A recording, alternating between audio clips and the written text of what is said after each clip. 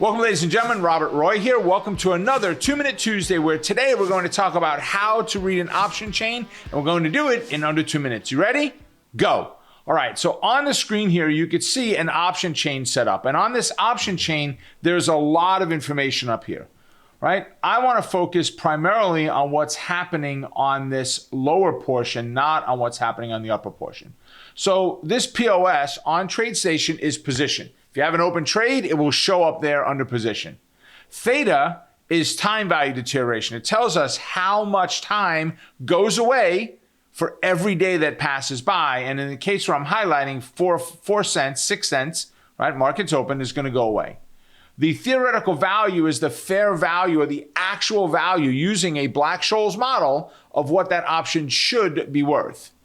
And then you've got open interest, shows you how many contracts are open on this trade right now on this particular position.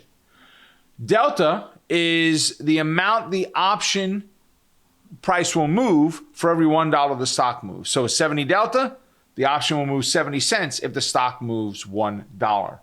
Bid and ask is a fairly simple understanding, where the mid is the center distance between the bid and the ask. So if you look here at 960 by 970, or rather 860 by 870 is what it was. Again, market's open. There's a 10 cents difference. Half of that is 5 cents is the mid price. Now in the very center is what's called the strike. The strike price is the agreed upon price that you would buy or sell your stock for, right? For your option.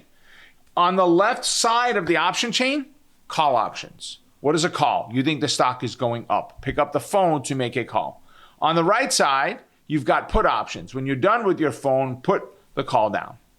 There you have it, ladies and gentlemen. 2 minutes or less for 2-Minute Tuesday on what an option chain is and how to read it. Have a great rest of your day, and I'll see you at the next update. Folks, thanks for tuning in today. I hope you enjoyed the training.